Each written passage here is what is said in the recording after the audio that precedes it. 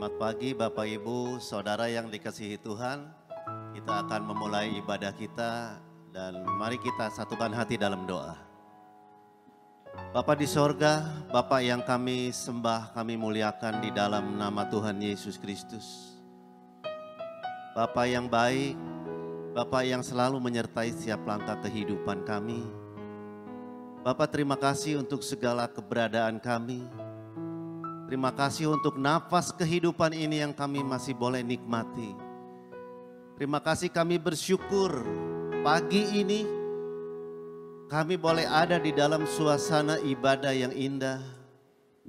Inilah saat-saat yang indah untuk kami boleh berkomunikasi dengan Engkau Bapa. Bapa, sebelumnya mohon ampuni kami terlebih dahulu atas salah dan dosa-dosa kami. Sucikan, layakkan, kuduskan segala keberadaan kami Bapa. Agar kami boleh layak masuk ke dalam hadirat-Mu. Dan kami layak untuk berdoa kepada Engkau. Dan kami layak untuk menerima mujizat-Mu. Bapa terima kasih untuk segalanya. Dan sebentar kami akan menerima taburan firman-Mu. Kiranya Kau izinkan firman-Mu masuk ke dalam lubuk hati kami yang paling dalam. Untuk selanjutnya boleh tumbuh dan berbuah-buah lebat di dalam kehidupan kami. Lewat sikap, lewat ucapan, tutur kata, keputusan kami. Biarlah itu semuanya seturut dengan apa yang Engkau mau Bapa. Dan kehidupan kami menjadi kehidupan yang lebih baik, dan lebih baik lagi.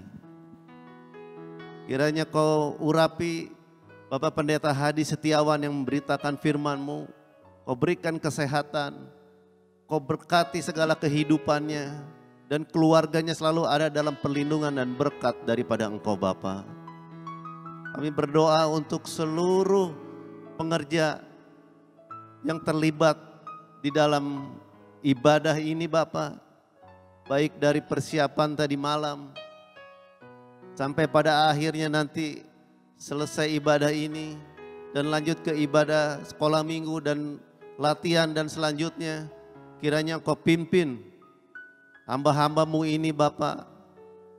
Semuanya dalam berkat perlindungan dan kesehatan daripada Engkau. Bapa kami berdoa untuk jemaat-Mu semua Bapa. Pimpin dimanapun mereka berada. Di tempat mereka masing-masing. Dan kami percaya firman-Mu dan mujizat-Mu tidak dibatasi oleh jarak dan waktu. Berkati segala keberadaan kami semuanya Bapa. Mungkin saat ini kami ada yang terbaring sakit. Mungkin ada yang ada dalam suatu permasalahan. Mungkin ada dalam pergumulan yang berat. Bapa kami percaya di celah-celah ibadah ini, kuasa-Mu bekerja untuk kami. Kami yang berdosa Engkau ampuni. Kami yang sakit Engkau sembuhkan. Kami yang ada dalam suatu permasalahan Engkau berikan jalan keluar. Kami percaya dengan iman percaya kami. Engkaulah sumber dari segala kehidupan kami. Engkaulah segalanya bagi kami. Bapa, kiranya Kau pimpin ibadah kami dari awal, pertengahan sampai pada akhirnya nanti. Dan semuanya ini kami serahkan ke dalam tangan-Mu.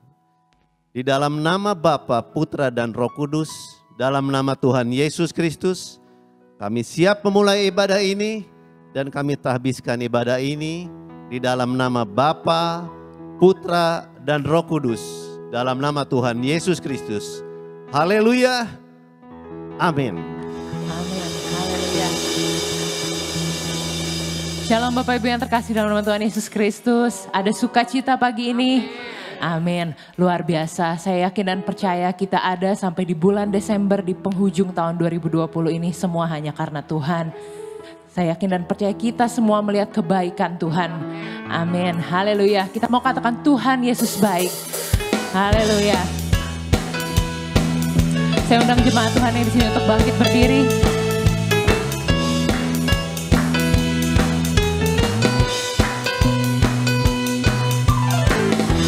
Tiada berkesudahan. Kasih setiamu Tuhan, selalu baru rahmat-Mu bagiku. Hari berganti hari, tetap kulihat kasih-Mu, tak pernah berakhir di hidupku. Tuhan Yesus baik, Tuhan Yesus baik, sungguh amat baik, untuk selama-lamanya. Tuhan Yesus baik, katakan Tuhan Yesus baik, Tuhan Yesus baik, sungguh amat baik, untuk selama-lamanya. Tuhan Yesus baik, tiada berkesudahan, tiada berkesudahan. Kasih setiamu Tuhan, selalu baru rahmat-Mu bagiku. Hari berganti hari, hari berganti hari, tetap kulihat kasih-Mu, tak pernah berakhir di hidupku. Tuhan Yesus baik, sungguh amat baik, untuk selama-lamanya. Tuhan Yesus baik, Tuhan Yesus baik, sungguh amat baik, sungguh amat baik, untuk selama-lamanya. Tuhan Yesus baik, katakan Tuhan Yesus baik, Tuhan Yesus baik, sungguh amat baik, untuk selama-lamanya. Tuhan Yesus baik, Tuhan Yesus baik, Tuhan Yesus baik, sungguh amat baik, untuk selama-lamanya. Tuhan Yesus baik, untuk selama-lamanya, untuk selama-lamanya, tetap selama-lamanya, sampai selama-lamanya. Tuhan Yesus baik. Haleluya, berikan sorak-sorai yang dahsyat buat Tuhan. Silakan duduk jemaat yang terkasih. Mari pagi hari ini kita mau kembali menyembah Tuhan. Kami mau diam di hadirat-Mu Tuhan.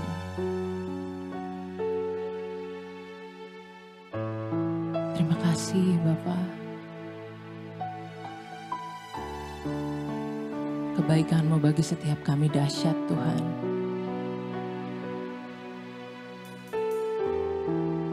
Mari penuhi kami dengan hadirat-Mu Tuhan.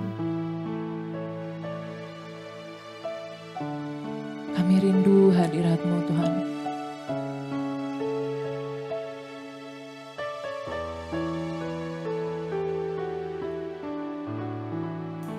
Terima kasih Bapa.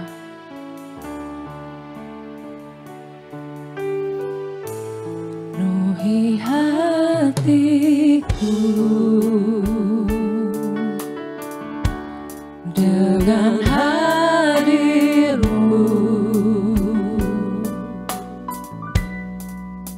Ku rindu memandang wajah-Mu, oh Tuhan, di dalam kekudusan-Mu. Bawaku dekat dalam hati-Mu. Ku rindu mendengar suara-Mu, oh Tuhan, di tempat kudus-Mu sekarang. Ku rasakan kasih-Mu dan indahnya kekudusan-Mu. Penuhi dengan kasih-Mu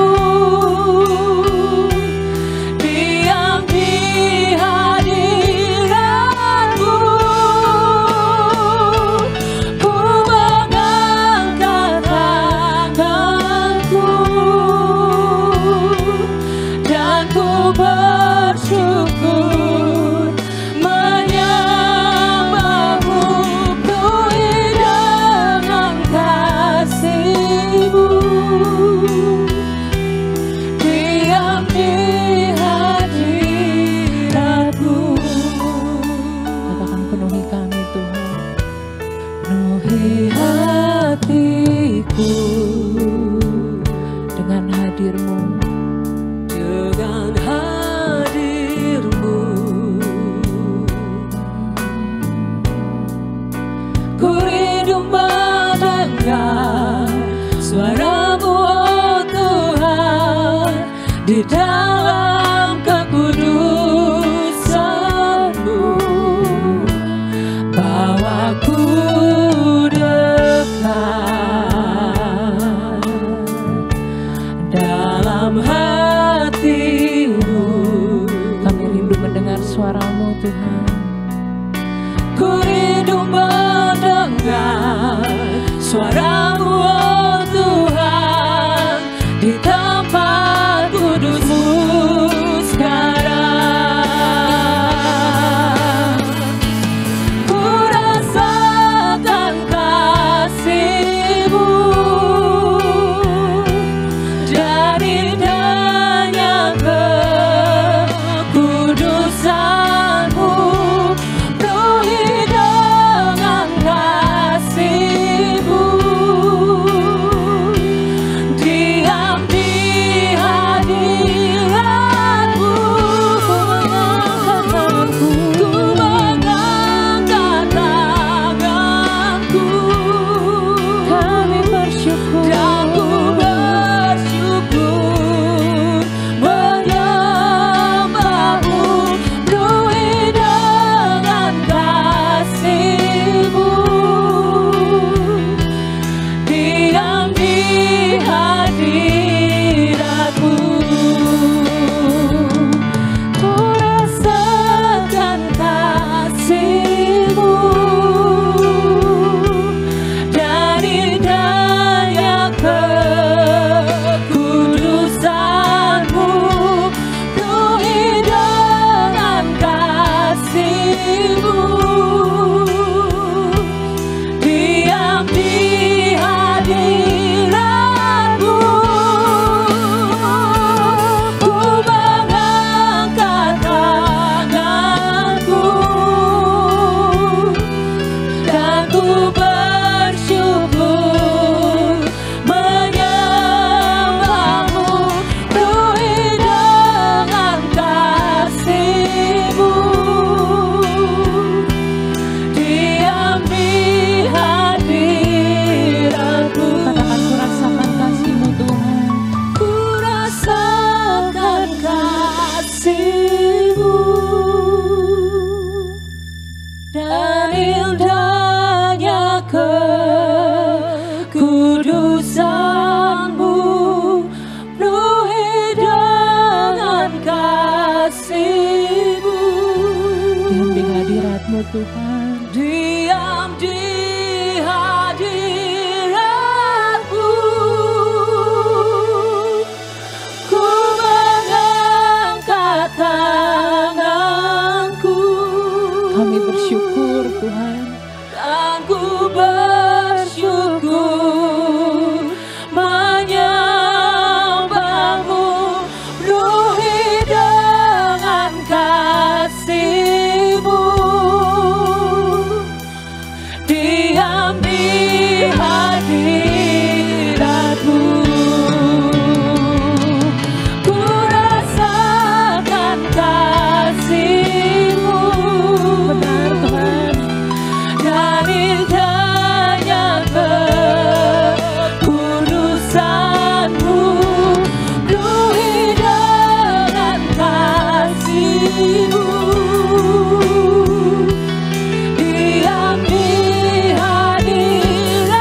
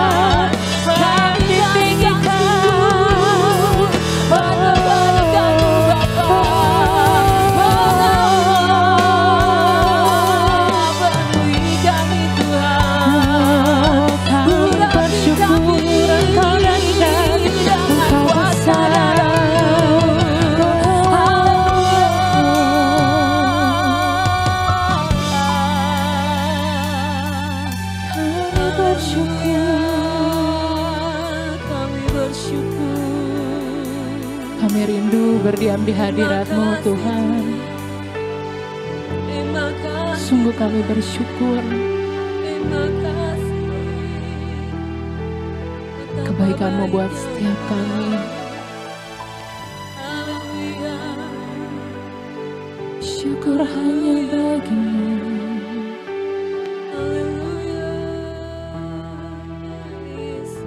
Mari bersyukur, mari bersyukur.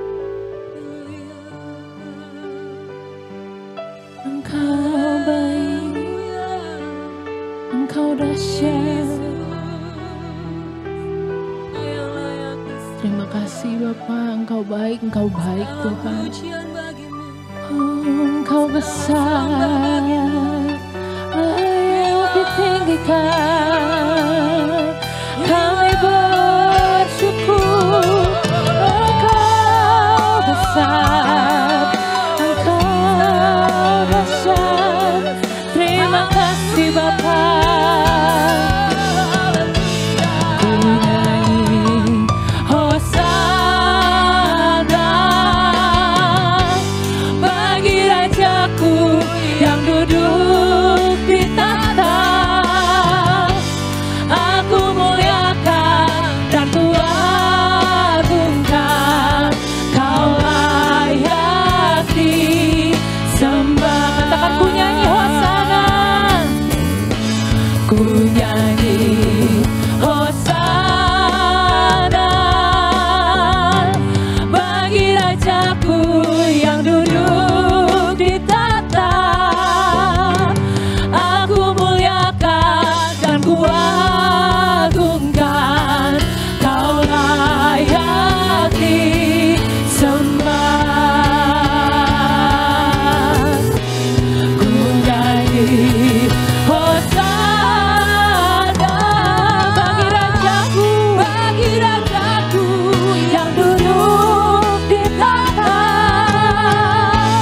Aku muliakan dan ku agungkan. Kau layak disembah. Sekali lagi katakan ku nyanyi Hosana. Ku nyanyi Hosana bagi Rajaku yang duduk di tahta. Aku muliakan dan ku agungkan. Kau layak disembah. Kau layak Tuhan, Kau layak disembah. Kau layak disembah.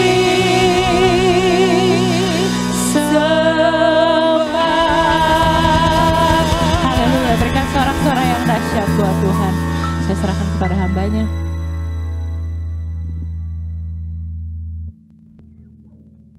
Kembali pada bulan Desember ini, di mana kami semua ada dalam keadaan yang baik, dalam perlindungan Tuhan, dan tanpa terasa kita sudah pada bulan Desember ini, kita sudah memasuki era Natal lagi. Ya, kita sebentar lagi kita akan banyak acara-acara Natal yang harus kita hadapi. Ya, meskipun saat ini kami belum memulai ibadah masih melalui Zoom, tapi kami ucap syukur bahwa kami semua ada dalam keadaan yang baik.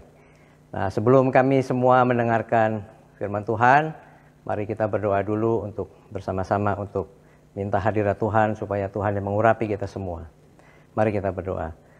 Bapa dalam surga, kami ucap syukur Tuhan bahwa Tuhan masih memelihara kami sehingga pada saat ini kami boleh berkumpul bersama-sama di tempat ini.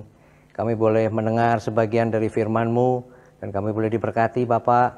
Biarlah Tuhan akan pakai hamba-Mu yang tidak ada apa-apanya ini boleh menjadi saluran berkat bagi setiap anak-anak Tuhan yang sudah menyiapkan hatinya untuk mendengar pesan Tuhan dalam bulan Natal ini.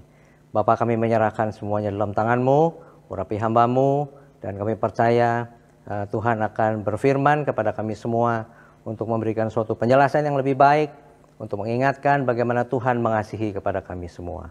Terima kasih Tuhan, di dalam nama Yesus Kristus kami sudah berdoa dan kami sudah mengucap syukur. Haleluya. Amin.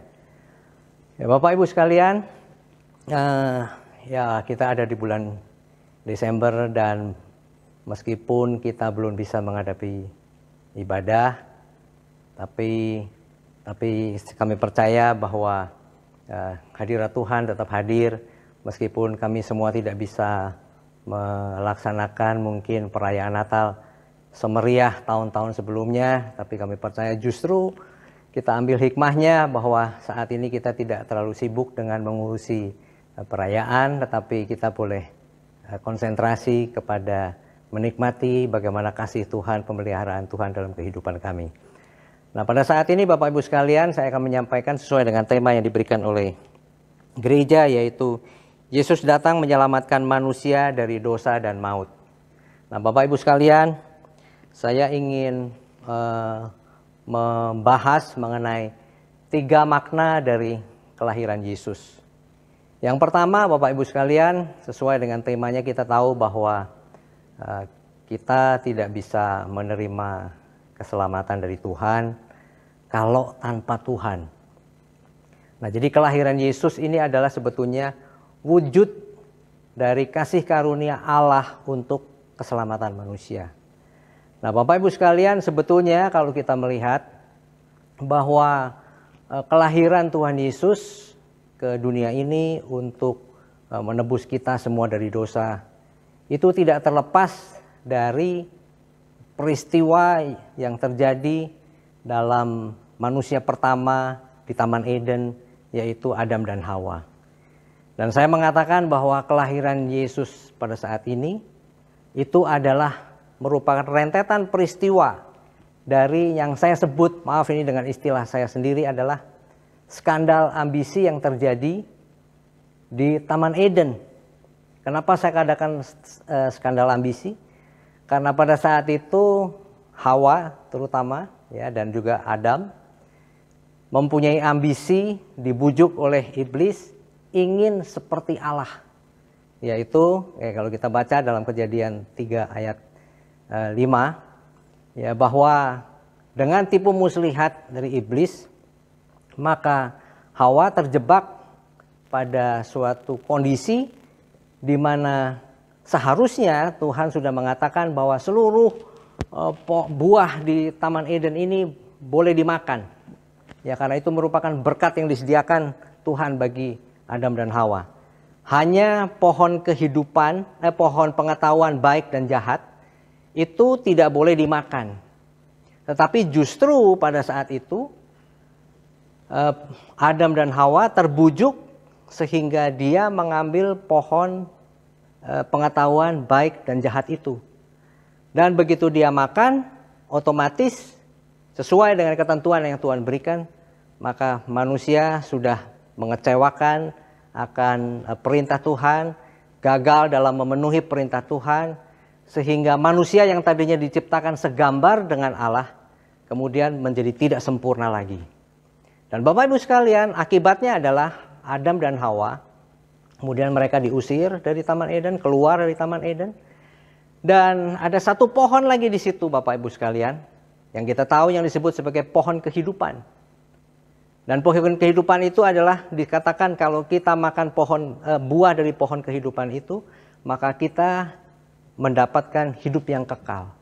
Nah, Bapak Ibu sekalian, karena Adam dan Hawa sudah melakukan suatu kesalahan dan harus keluar dari Taman Eden, maka otomatis jalur atau hak untuk menikmati buah dari pohon kehidupan itu menjadi hilang, terputus.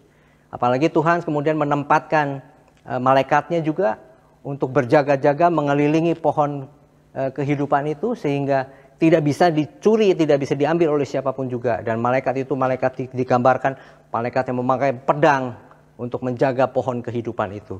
Itu kita bisa baca dalam Kejadian 3 ayat 22. Bapak Ibu sekalian, nah itu menyebabkan bahwa manusia yang tadinya diciptakan Tuhan segambar dan serupa dengan Allah dan bisa menikmati kehidupan yang kekal menjadi hilang. Nah, otomatis Bapak Ibu sekalian kita mengetahui bahwa dosa itu kemudian kita semua umat manusia menjadi berdosa dengan adanya keadaan itu. Dan sesuai dengan Roma 3 ayat 23 dikatakan bahwa kita semua telah berbuat dosa dan kita kehilangan kemuliaan Allah. Karena kita semua berdosa, kita kehilangan kemuliaan Allah. Ya, dan kemudian dikatakan juga dalam Roma 6 ayat 23 bahwa upah dosa adalah maut. Tetapi karunia Allah ialah hidup yang kekal dan dalam Kristus Yesus Tuhan kita. Bapak Ibu sekalian, jadi serentetan itu adalah membuat kita semua menjadi dosa, dan kemudian kita mengetahui bahwa upah dosa adalah maut. Nah, Bapak Ibu sekalian, karena akibat itu, maka Tuhan terpaksa harus menegaskan juga mengenai ketetapannya bahwa dengan adanya dosa maka manusia itu tidak bisa masuk ke tidak bisa menikmati surga lagi. Ya. Nah, sebab apa yang dikatakan di dalam Ibrani 12 ayat 14b adalah sebab tanpa kekudusan tidak seorang pun akan melihat Tuhan. Jadi tidak mungkin seorang berdosa itu masuk dalam kerajaan Allah. Bapak Ibu sekalian, itu menyebabkan bahwa manusia menjadi terputus dan harus ada sesuatu yang diusahakan untuk manusia itu bisa menerima kembali masuk ke dalam kerajaan surga. Bagaimana caranya? Nah, kemudian Allah sendiri, kalau kita bilang bahwa Allah sendiri melakukan berbagai hal untuk memperbaiki suatu jalan supaya memperbaiki kehidupan kita, supaya kita bisa kembali masuk ke dalam jalurnya. Ya, kita tahu bahwa dalam perjanjian lama Tuhan sudah memerintahkan begitu banyak nabi untuk boleh menginjili, menyadarkan kepada bangsa Israel, kepada umat manusia. Tuhan sudah memberikan 10 perintah Allah juga, di mana di situ dijelaskan apa yang Tuhan kehendaki supaya kita lakukan, supaya kalau kita bisa melaksanakan 10 perintah Allah itu, maka itu adalah sebagai parameter untuk ketaatan kita mengikuti kehendak Allah. Tapi semuanya menjadi tidak berhasil dilakukan. Manusia tetap jatuh di dalam dosa. Bahkan kalau kita ketahui juga bahwa kita tahu mengenai kejadian Nuh, kita tahu Sodom dan Gomora, bagaimana Tuhan juga kemudian dengan tegas melakukan tindakan-tindakan, melakukan peringatan-peringatan kepada manusia supaya manusia sadar dari melakukan kehidupan yang tidak benar. Tetapi toh semuanya tidak berhasil. Nah, di satu pihak Tuhan harus tetap melaksanakan prinsip bahwa tanpa kekudusan tidak mungkin orang masuk ke dalam kerajaan Allah. Apa yang harus dilakukan oleh Allah? Karena Allah begitu mengasihi kepada manusia, sehingga tetap Allah mengusahakan supaya manusia itu boleh kembali kepada gambar yang sebenarnya. Image of God itu bisa tercipta di dalam tubuh orang sebagai manusia dan berhak untuk masuk dalam kerajaan Allah. Itulah yang kemudian Tuhan lakukan suatu hal yang luar biasa yang merupakan kasih karunia Allah kepada kita, yaitu apa? Tuhan memutuskan untuk mengorbankan anaknya yang tunggal, yaitu Yesus Kristus, untuk lahir ke dunia. Nah, itulah yang menyebabkan kalau kita tahu bahwa ada ayat yang begitu terkenal, Yohanes 3 ayat 16, karena begitu besar kasih Allah akan dunia ini sehingga Ia mengaruniakan anaknya yang tunggal, sehingga setiap orang yang percaya kepadanya tidak binasa, melainkan memperoleh hidup yang kekal. Nah, Bapak Ibu sekalian, kalau kita melihat bagaimana pengorbanan dari Tuhan Yesus sendiri, bagaimana Dia mengambil keputusan untuk mengorbankan anaknya untuk menyelamatkan manusia, bukankah itu merupakan suatu bukti cinta Allah kepada kita umat manusia? Nah, Bapak Ibu sekalian, kadang-kadang kalau saya ingat dulu pada saat kita ada program untuk membaca Alkitab bersama, ya, dan kemudian pada saat kita memulai awal itu, saya diingatkan Pak Gembala, senior pastor kami, Pastor Abraham Konasui mengatakan, ya kalau kita mau mulai membaca Alkitab sepanjang hari, ya maksudnya sepanjang tahun ya, berturut-turut terus, maka sebaiknya kita mulai dari Amsal, kemudian kita mulai dari Mazmur, kemudian masuk perjanjian baru masuk perjanjian lama. Saya tanyakan kenapa? Kok enggak langsung perjanjian lama aja sesuai dengan urutan Alkitab? Ya nanti kita bisa, kalau kita tidak membaca, memahami dulu yang di perjanjian baru, maka kita akan melihat seolah-olah Allah Bapa itu kok tegas sekali gitu dalam mengambil tindakan kepada manusia. Dan saya memang betul banyak orang yang sekarang mempunyai suatu pandangan, seolah-olah mempunyai pemikiran bahwa kok kejam sekali ya Allah ya. Tapi kalau saya bilang justru sebetulnya Allah bukan kejam karena ingin membenci kepada manusia, bukan. Allah melakukan tindakan yang tegas karena Allah menginginkan kita kembali menjadi segambar dengan Allah. Dan Bapak Ibu sekalian, kalau kita lihat juga sebelum kelahiran Tuhan Yesus, istilahnya dalam perjanjian lama, maka keselamatan itu 100% adalah ditentukan oleh manusia itu sendiri. Betul ya Bapak Ibu sekalian ya. Dalam perjanjian lama, sebelum ada Tuhan Yesus Kristus lahir, sebelum Allah Bapa mengutus anaknya, maka keselamatan umat manusia itu tergantung 100% dari keinginan, usaha dari manusia itu sendiri. Tetapi setelah Tuhan Yesus lahir, maka kita menerima kasih karunia, yaitu apa? Tuhan mati untuk menebus dosa kita semua. Sehingga kita yang sebetulnya penuh dengan dosa, Tuhan memberikan pengampunan kepada kita. Dosa kita ditanggung oleh Tuhan. Sehingga kita semua sebagai orang-orang yang berdosa, itu kita boleh menerima karunia, kasih karunia untuk masuk dalam kerajaan Allah. Betapa luar biasanya kasih Tuhan kepada kita. Sehingga kita yang berdosa ini mempunyai hak untuk masuk dalam kerajaan Allah.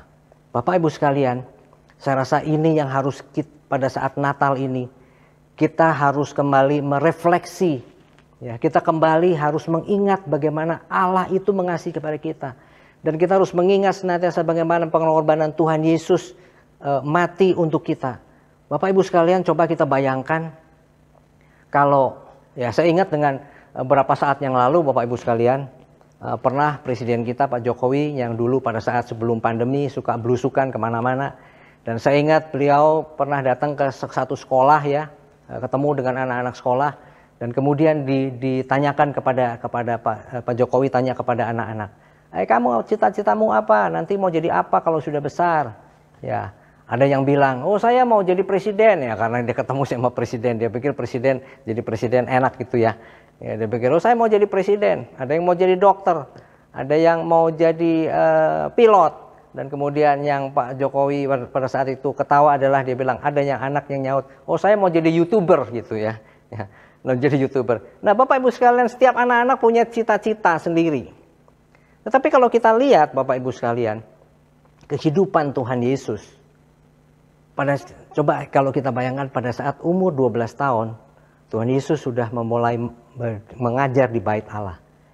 Dan kita tahu bahwa sebetulnya kehidupan Tuhan Yesus sudah dinubuatkan ratusan tahun sebelumnya. Dari sejak Nabi Yesaya, Nabi Mika, itu sudah dinubuatkan bahwa akan lahir seorang anak yang menebus dosa manusia, dan anak itu orang tersebut harus mati disalib. Nah coba bayangkan, apakah menurut Bapak Ibu sekalian, apakah Tuhan Yesus pada saat dia mengajar di bait Allah, dia justru mengajar dari buku-buku kitab-kitab para nabi? Menurut Bapak Ibu sekalian, dia tahu nggak bahwa apa yang akan dihadapi? Tahu. Dan coba dibayangkan Bapak Ibu sekalian, dia sebagai, kalau ditanya istilahnya katakanlah, apa cita-citamu? Apa yang Tuhan Yesus katakan? Mungkin dia hanya bisa katakan, hidupku hanyalah untuk menebus dosa umat manusia. Dan aku lahir, Tuhan diperintahkan oleh Allah Bapa untuk lahir ke dunia ini. Tapi tujuannya adalah untuk mati, menebus dosa manusia. Bapak Ibu sekalian, pada bulan Desember ini, baiklah kita mengingat akan bagaimana pengorbanan Tuhan kepada umat manusia, kepada kita semua yang berdosa ini. Sehingga dengan kematian Tuhan, dengan kelahiran dan kematian Tuhan, apa yang Tuhan lakukan, itu semua adalah kasih karunia yang tidak terbayar oleh apapun juga. Jadi Bapak Ibu sekalian, ini adalah saatnya di mana kita boleh merefleksi semua kehidupan kita, supaya kehidupan kita boleh berkenan dan tidak mendukakan Tuhan untuk kedua kalinya, tidak menyalibkan Tuhan untuk kedua kalinya, tetapi kita bisa menjadi anak-anak yang menyenangkan akan hati Tuhan. Nah, Bapak Ibu sekalian, itu hal yang pertama yang perlu yang bisa kita pikirkan, harus bisa kita renungkan dalam kehidupan kita. Yang berikutnya adalah Bapak Ibu sekalian, saya ingin menyampaikan bahwa Ya, Tuhan sudah lahir, sudah mati 2000 tahun yang lalu. Ya, sekarang kita berada pada saat ini. Sekarang kita harus pikirkan apa sih yang harus kita lakukan supaya kita bisa menyenangkan akan hati Tuhan. Sebab Tuhan sudah berkorban buat kita. Ini adalah saatnya di mana kita yang hidup harus melakukan sesuatu untuk Tuhan. Nah, Bapak Ibu sekalian, saya melihat bahwa kelahiran Tuhan Yesus mengajarkan kita untuk kita mempunyai sikap yang rendah hati. Nah, kita akan baca Bapak Ibu sekalian dari peristiwa kelahiran Yesus yang terambil dari Lukas pasal yang kedua ayat 6 sampai 7. Lukas 2 ayat 6 sampai 7. Ini adalah mengenai kelahiran Yesus. Firman Tuhan katakan begini. Ketika mereka di situ, tibalah waktunya bagi Maria untuk bersalin. Dan ia melahirkan seorang anak laki-laki, anaknya yang sulung, lalu dibungkusnya dengan lampin dan dibaringkannya di dalam palungan, karena tidak ada tempat bagi mereka di rumah penginapan. Bapak Ibu sekalian, kita di sini melihat bahwa ada hal yang menarik perhatian saya, yaitu bahwa Tuhan Yesus dibungkus dengan kain lampin dan dibaringkan di dalam palungan.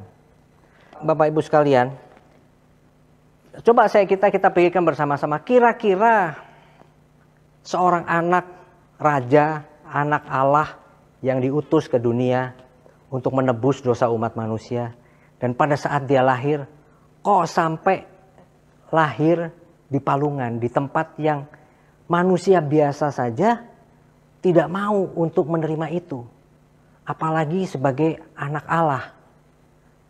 Menurut Bapak Ibu sekalian, apakah memang lahir di palungan itu merupakan suatu hal yang karena nggak dapat penginapan, ya udah lahir di palungan? Ataukah memang merupakan suatu rencana Allah untuk lahir di palungan? Saya melihat bahwa menurut saya bahwa Tuhan Yesus lahir di palungan adalah memang sesuai dengan rencana Allah. Nah, apa rencana yang Tuhan maksudnya? Tuhan ingin mengajarkan, Allah ingin mengajarkan kepada kita supaya kehidupan kita adalah seperti Tuhan. Dan saya melihat bayi Yesus itu mempunyai dua atribut yang menempel di tubuhnya, yaitu apa? Yaitu mengenai kain lampin dan lahir di palungan. Apa yang dimaksud di situ? Waktu saya memikirkan hal itu, ya satu, Bapak Ibu sekalian, bayi yang lahir semuanya pada umumnya adalah memakai kain lampin, betul ya? Bayi yang lahir semuanya pakai kain lampin. Kain lampin itu sebetulnya seperti popok ya, kalau bahasa Indonesia sekarang itu popok ya. Jadi kalau bayi lahir itu kan selalu dibungkus sama kain, jadi pakai popok dan sebagainya. Jadi semua bayi sebetulnya pada umumnya adalah pakai kain lampin. Ya. Nah, jadi saya mengatakan bahwa itu kain lampin itu adalah suatu atribut yang sifatnya universal. Jadi maksudnya semua bayi pakai popok, semua bayi pakai kain lampin. Tetapi ada satu atribut yang tidak biasa adalah di dalam palungan. Ya. Tentunya kalau yang bayi pada umumnya semua ya, kalau sekarang istilahnya begitu ya, lahir pasti di klinik ya, di rumah sakit ibu dan anak, klinik melahirkan dan sebagainya, dan semuanya pasti ditaruh di ranjang begitu ya, tempat bayi. Tetapi ini di dalam palungan, dan ini merupakan suatu hal yang unik yang hanya dimiliki oleh Yesus. Jadi ada dua atribut yang menempel pada Tuhan Yesus, yaitu adalah satu mengenai kain lampin yang sifatnya umum, dan satu adalah tempat Yesus berbaring di palungan. Itu merupakan suatu keunikan dari bayi Yesus. Kenapa saya katakan suatu hal seperti itu? Bapak Ibu sekalian, kalau kita tahu mengenai ceritanya bahwa pada saat Tuhan Yesus lahir, malaikat bertemu dengan gembala-gembala. Ya. Dan pada saat malaikat itu bertemu dengan gembala-gembala, dia mengatakan bahwa ada suatu kabar berita yang baik bagi kamu semua. Ada berita keselamatan bagi kamu. Karena setelah lahir bayi di Bethlehem, di mana dia dibungkus dengan kain lampin dan terbaring di dalam palungan. Dan kemudian pada saat itu gembala-gembala pergi ke Bethlehem untuk bertemu dengan bayi Yesus.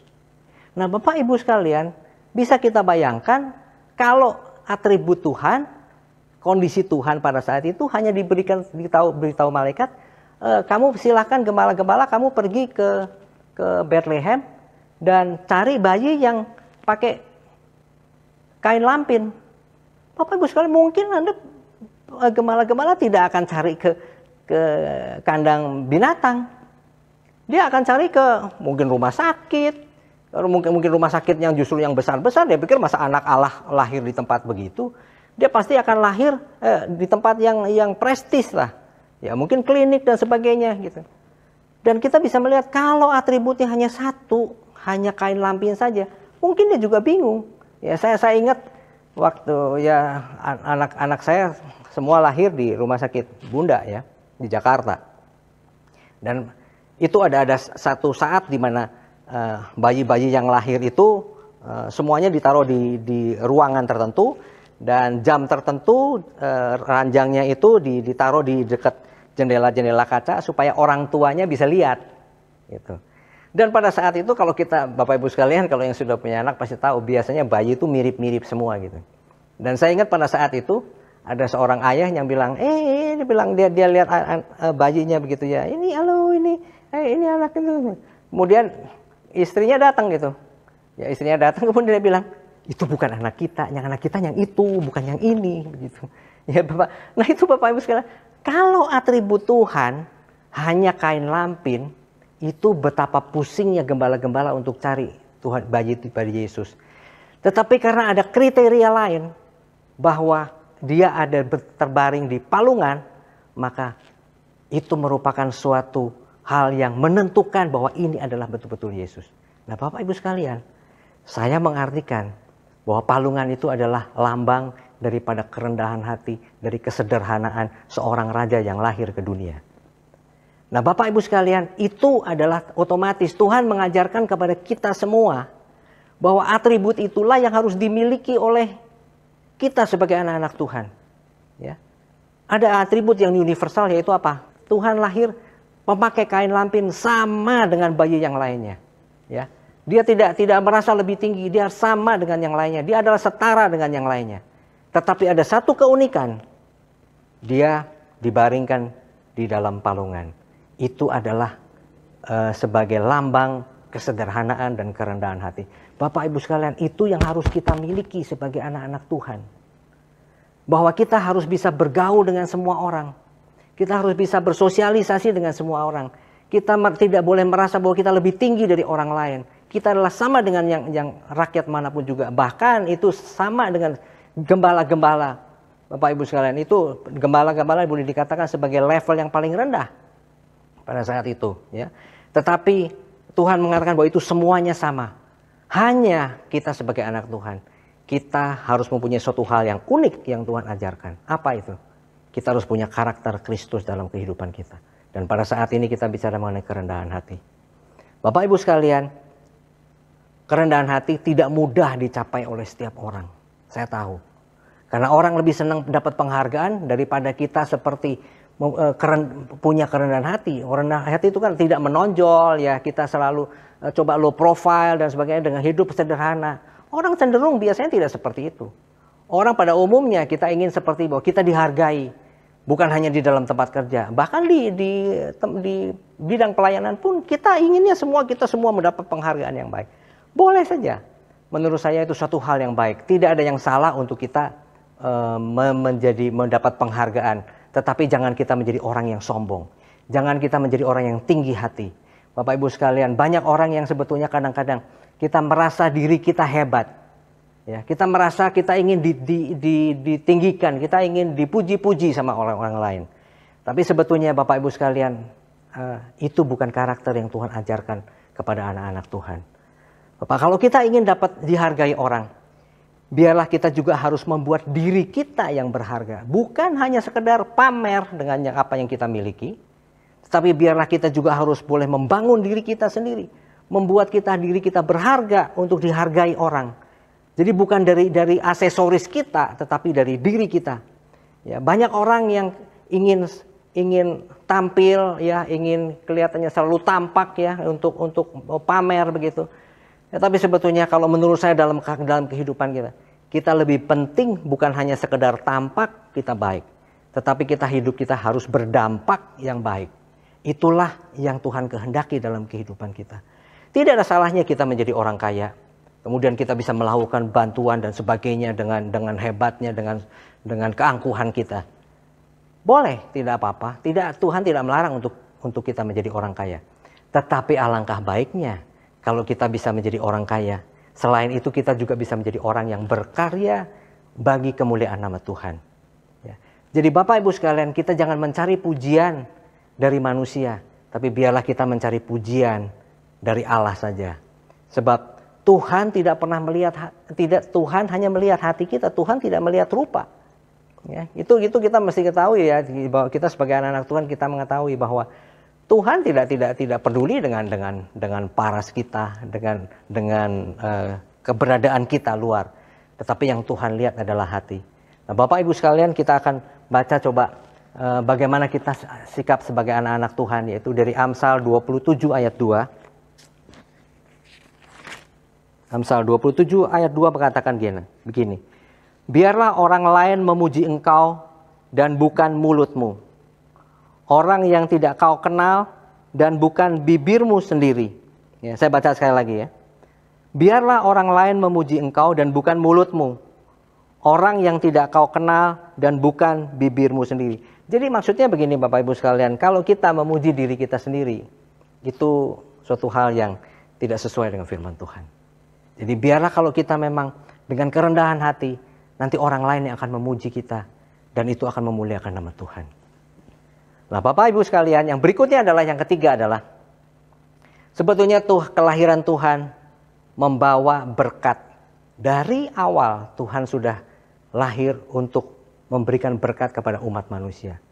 Bapak Ibu sekalian, seperti yang tadi pada saat kita baca di Lukas 2 ayat 67 bahwa saya ingat pada saat dulu masih sekolah minggu selalu dikatakan bahwa ya Maria dan Yusuf datang ke Bethlehem dan pada saat itu Maria sedang hamil besar, dan kemudian pada saat itu kalau ada drama-drama sekolah minggu disampaikan bahwa digambarkan bahwa Maria dan Yusuf itu mengetok-ngetok setiap penginapan dan ditanya apakah ada kamar yang kosong untuk istriku.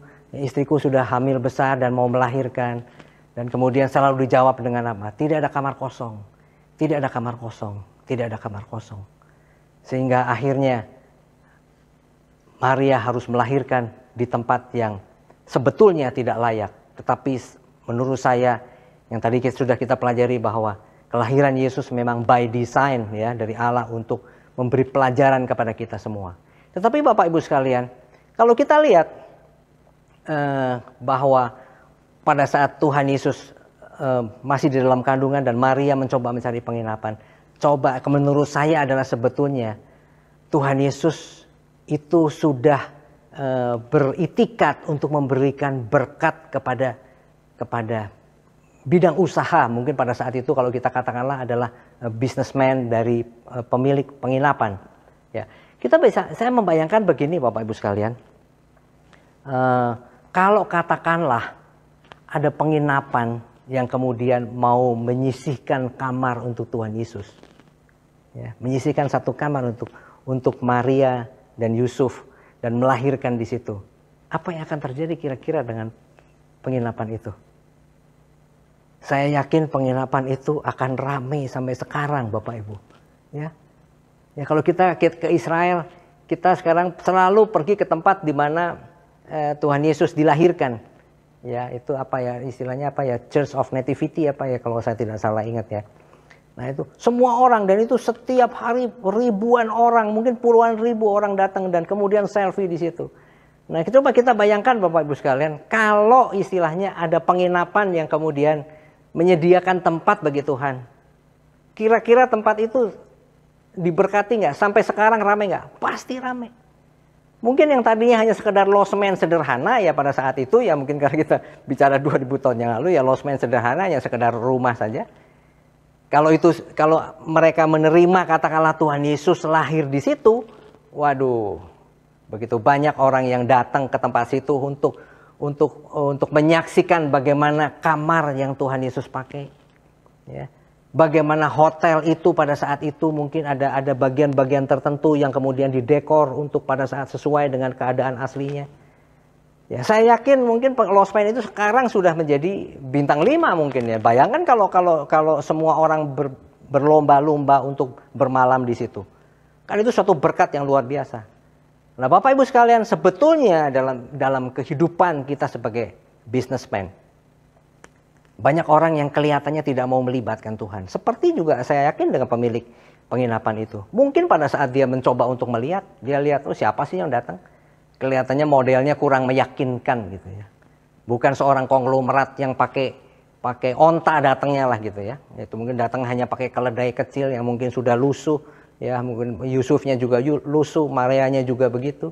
Ya. Orang melihat hanya dari segi bagaimana orang itu bisa mendatangkan uang, mendapatkan berkat pada saat itu, tapi dia tidak melihat bagaimana melibatkan Tuhan dalam bisnis mereka. Dan saya mengalami banyak hal Bapak Ibu sekalian. Kalau kita melibatkan Tuhan dalam bisnis kita, maka Tuhan pasti akan berkati.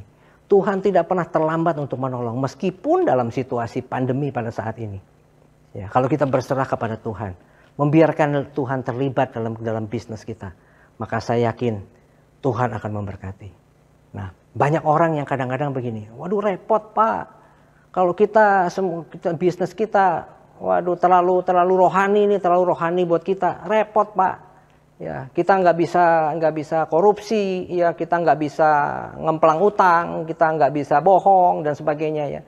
Nah, lebih baik enggak lah, kita miring-miring sedikit lah, nggak apa-apa lah, ya supaya untungnya banyak, supaya uangnya banyak, dapat uang banyak. Nah, Bapak Ibu sekalian, itu adalah prinsip yang salah. Sebab saya yakin kalau kita melibatkan Tuhan dalam bisnis kita, maka saya yakin Tuhan campur tangan dalam segala hal. Tuhan pernah memperingatkan kepada saya dan istri untuk menghindar dari satu transaksi yang membahayakan. Dari awal sebelum kita datang kepada orang itu, ya sebelum kita menemui dengan orang itu, Tuhan sudah memberikan semua kira-kira apa yang akan dilakukan orang itu kepada kita. Dan persis seperti apa yang Tuhan gambarkan kepada kita, sehingga kita bisa menghindari semua. Nah, Bapak Ibu sekalian, saya yakin bahwa kalau Bapak Ibu sekalian dalam bisnis apapun melibatkan Tuhan, maka saudara akan diberkati. Nah, jadi yang terakhir yang saya bisa sampaikan adalah dari mengenai ini semua adalah Natal bukan hanya sekedar sebagai pesta Bapak Ibu sekalian, ya, tetapi biarlah kita sebagai anak-anak Tuhan, kita menghargai kasih Bapa kepada kita yang sampai memberikan anaknya. Ya, siapa yang seorang ayah yang mau memberikan anaknya untuk mati kalau dia tidak begitu mengasihi kita? Hargai kasih Allah Bapa itu kepada kita, dan hargai kelahiran Tuhan dan kematian Tuhan untuk menebus dosa kita semua. Nah, jadi Bapak sekalian, Ibu sekalian, itu yang saya bisa sampaikan dalam ibadah di Natal ini. Dan biarlah Bapak Ibu sekalian, apa yang kita bisa lakukan dengan apa yang sudah Tuhan korbankan bagi kita. Biarlah kita mempunyai sikap, kita mempunyai karakter seperti apa yang Tuhan tunjukkan. Kita bisa bersosialisasi dengan yang lainnya. Kita tidak meninggikan diri kita. Biarlah kita mempunyai rendah hati, dan dengan melalui itu semua nama Tuhan akan dipermuliakan. Tuhan memberkati. Mari kita berdoa bersama-sama. Bapa di dalam surga, kami ucap syukur Tuhan bahwa kami boleh kembali diingatkan bagaimana Allah Bapa mengasihi kepada kami semua, sehingga Dia rela mengorbankan anaknya bagi kami semua. Dan kami mengucap syukur kami punya Tuhan Yesus yang sudah mati bagi kami semua. Sehingga melalui itu semua kutuk, semua dosa yang ada pada diri kami, Tuhan sudah tebus. Dan melalui itu semua kami percaya kami punya pembela yang agung. Yang pada saat kami menghadapi pengadilan Tuhan, maka Tuhan adalah pembela kami. Dan kami biarlah Tuhan melalui ini semua kami boleh menghargai kelahiran Tuhan dan juga kematian Tuhan. Supaya kami boleh hidup berkenan dan menyenangkan hati Tuhan. Dan kehidupan kami tidak mendukakan akan Tuhan. Terima kasih Bapa, kami menyerahkan kehidupan kami dan kehidupan seluruh rekan-rekan kami yang pada saat ini mendengarkan ke dalam tangan, pimpinan, dan perlindungan Tuhan. Kami percaya ada keselamatan, ada berkat untuk bersama-sama dengan Tuhan. Haleluya. Amin.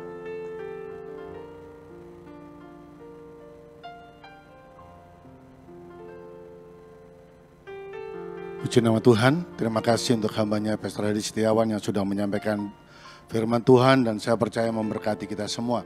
Bapak sekalian, kita akan kembali diberikan kesempatan untuk memberikan persembahan kita. Kami yang ada di tempat ini akan memberikan secara langsung.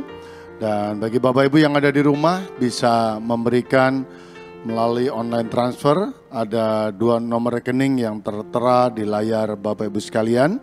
Silakan kirimkan baik itu persepuluhan, kolekte, diakonia, penginjilan ataupun ucapan syukur melalui 2 nomor rekening yang tertera. Puji nama Tuhan. Mari kita bangkit bersama, Bapak Ibu sekalian, kita akan berdoa dan kita mengangkat setiap amplop persembahan kita di hadapan Tuhan. Bapak yang baik, yang kami panggil dan kenal di dalam nama Tuhan Yesus Kristus, terima kasih untuk kesempatan yang Tuhan berikan bagi kami untuk boleh tetap beribadah sekalipun melalui online. Kami juga bersyukur kami sudah boleh memuji menyembah Tuhan, kami diberkati dengan kebenaran firman Tuhan. Dan kini saatnya bagian kami juga untuk mendukung pekerjaan Tuhan melalui setiap persembahan yang akan kami berikan di hadapan Tuhan. Kami percaya setiap persembahan ini boleh Tuhan pakai untuk menjangkau jiwa-jiwa baru dan semuanya bagi hormat kemuliaan nama Tuhan.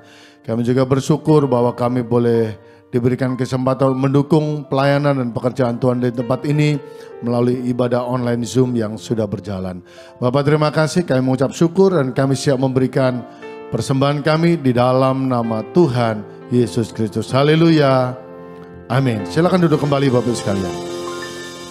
Selamat memberi, Tuhan Yesus memberkati.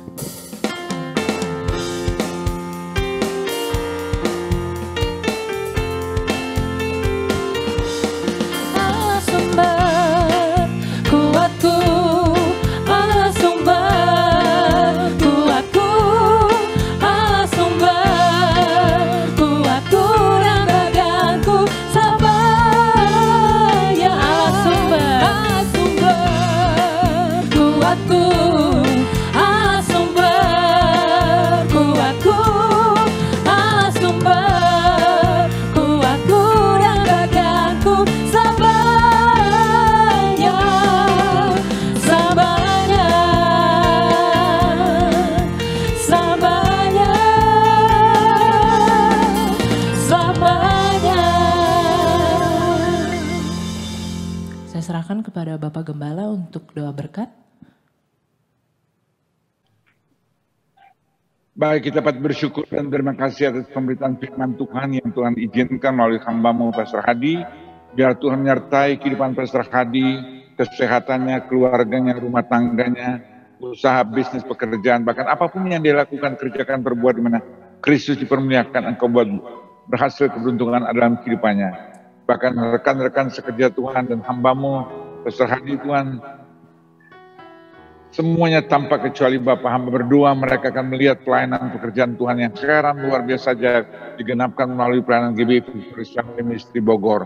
Bahkan mereka akan melihat penyertaan kasih anugerah berkat Tuhan, sampai anak cucu-cucu mereka diberkati dengan sekarang luar biasa saja termasuk jemaat Tuhan. Dan kita satu dalam doa. Kami sungguh bersyukur dan terima kasih Bapak, Engkau baik, sungguh baik, amat baik, teramat baik. Tidak henti-hentinya memberkati kami. Karena Engkau datang ke dunia ini Tuhan untuk mengenapkan apa yang Engkau telah berfirman, bahwa rencana Tuhan tidak pernah gagal. Dan Tuhan merancangkan, merencanakan, menciptakan kami Tuhan adalah segambar serupa dengan Engkau. Oleh karena itu Engkau datang Tuhan untuk mengenapkan apa yang Engkau ucapkan, apa yang Engkau perkatakan, apa yang Engkau firmankan, apa yang Engkau rindukan digenapkan melalui jemaat GBI Victorious Family Ministry Oh Tuhan, seluruh jemaat Tuhan, kami imani percaya yang telah menjadikan Yesus Kristus Tuhan dan Juru Selamat kehidupan. Pada waktu Tuhan kendaki inginkan, kami akan ada bersama Engkau, sebab Engkau berfirman Yohanes 14 ayat 1. Percaya pada Bapa, percaya juga pada aku, Yohanes 14 ayat 2. Karena Tuhan telah pergi ke rumah Bapa untuk menyediakan tempat bagi kita semua, para pemirsa dimanapun berada, jemaat GBI Victorious Family Ministry Bogor khususnya, mereka yang ada di luar negeri Tuhan, mereka yang ada dimanapun saat ini hamba tidak tahu, tapi hamba imani percaya saat ini mengikuti melalui ibadah online Zoom Tuhan, Engkau berkati dengan khairan luar biasa ajaib, dan Engkau berfirman Tuhan, pada waktu Engkau datang Tuhan, kami akan ada bersama Engkau di dalam kekekalan. Karena Yesus telah datang lahir untuk menyelamatkan kekasih Tuhan. Dia datang lahir di kota Bethlehem, di palungan kambing domba Tuhan. Tidak lain, tidak bukan untuk menyatakan itulah dia mengosongkan, menghampakan diri menjadi sama serupa dengan seorang saya. Oh Tuhan, dia memperkenalkan, dia tidak mempertahankan kesetaraan dengan Bapa itu sendiri, tapi benar-benar menjadi sama serupa dengan seorang saya. Itulah dia, dan dia telah izinkan Anda dan saya saat ini menjadikan Yesus Kristus Tuhan dan Juru Selamat. Maka yakini, imani, percaya, kita bukan umat yang biasa-biasa, tapi umat yang luar biasa. Oh Tuhan, sebab di depan Bapa di surga, Anda dan saya di mata Bapa di surga, kita berharga, kita berarti, kita mulia di hadapan Dia. Karena Anda dan saya telah ditebus bukan dengan apapun juga, tapi dengan tubuh dan darah Yesus. Melalui palungan Tuhan menyatakan itu. Dia datang Tuhan dalam kesederhanaan, dalam kerendahan hati, tapi justru dalam kerelaan Tuhan, tanpa ada batas apapun juga Tuhan. Kehendak keinginan Bapa digenapkan Tuhan, akhirnya melalui kayu salib Tuhan. Dan saat itu kemenangan menjadi bagian kehidupan saudara saya, sebab kuasa si iblis itu telah ditaklukkan di bawah salib. Oleh karena itu, kekasih yang dikasih dan berkat Tuhan, jangan ragu, yakini, imani, percaya. Anda dan saya, seluruh jemaat GBI Victorious Family Ministry, kita punya masa depan yang luar biasa. Sekalipun dalam masa pandemi ini, tapi Tuhan tetap menyertai Anda dan saya. Sebab kita adalah anak-anak kekasih Tuhan. Dia berfirman, Anda dan saya, Dia menyertai hidupmu, keluargamu, usahamu, bisnismu, pekerjaanmu. Itulah doa, itulah kerinduan, itulah permohonan permintaan hambamu. Digenapkan dalam kehidupan anak-anak Tuhan. Ada penyertaan, ada perlindungan, dan hamba materaikan, Engkau berfirman, berkat-Mu Tuhan baru setiap pagi Tuhan menjadi bagian kehidupan kekasih Tuhan. Dan kasih setia Tuhan tidak pernah berkesudahan. Pengkhotbah 3:22-23 digenapkan dalam kehidupan para pemirsa jemaat GBI Victorious Family Ministry Bogor dan seluruh rekan sekerja Tuhan. Dan pakai kami semua dengan khairan luar biasa ajaib, sehingga dari minggu lepas minggu kami terus mempermuliakan nama-Mu. Dari sampai kami berjumpa muka dengan muka, kami percaya melalui GBI Victorious Family Ministry Bogor, banyak jiwa akhirnya dimenangkan, diselamatkan untuk kemuliaan nama-Mu Bapa. Hanya dalam nama Yesus kami kita berdoa dan mengucap syukur dan melepaskan berkat bagi kekasih-kasih Tuhan. Karena hamba imani materaikan, di mana Engkau berfirman, Engkau akan angkat terus jemaat GBI Victorious Family Ministry Bogor. Kami akan terus naik, bukan turun. Selama kami tetap berpegang kepada kebenaran firman Tuhan dengan setia dan jadi pelaku firman Tuhan dalam satu kebersamaan, dalam satu kesatuan, dalam satu ikatan tali kasih yang luar biasa, menjadi bagian kehidupan jemaat GBI Victorious Family Ministry Bogor. Maka kami jadi umat Tuhan yang luar biasa. Terima kasih Bapa, Engkau baik, sungguh baik, amat baik. Hanya dalam nama Yesus kami berdoa dan mengucap syukur. Kekasih yang dikasih dan berkat Tuhan, angkatlah kedua tanganmu, arahkan hati dan pikiranmu kepada Tuhan Yesus Kristus. Kembalilah masing-masing menerima berkat, rahmat, anugerah, damai sejahtera, sukacita dari Bapa di surga. Kasih karunia yang sempurna melimpah dalam nama Tuhan Yesus Kristus. Dalam persekutuan Roh Kudus, Ia menuntun, memimpin, menyertai, dan mengurapi kekasih sekalian. Dari pagi hari ini sampai Kristus Yesus datang, berjumpa kekasih sekalian di awan-awan kemuliaan. Kita semua yang telah diberkati Tuhan katakan bersama, amin. Tuhan Yesus memberkati. Tuhan Yesus memberkati. Tuhan Yesus memberkati. Jangan lupa setiap minggu sementara dengan ibadah online Zoom, ajak teman-teman, keluarga. Kita ada dalam satu kebersamaan melalui GBI Victorious Family Ministry Bogor. Tuhan sekali lagi memberkati. Pujian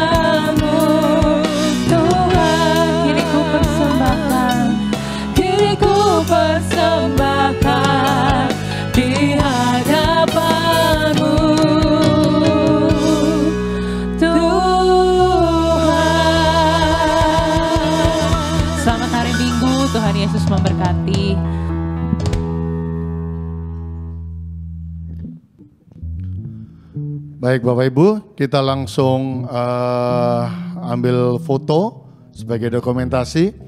Harap dibuka kamera Bapak Ibu sekalian. Ya. Mari, ada yang di tempat ini, mari kita akan berfoto bersama.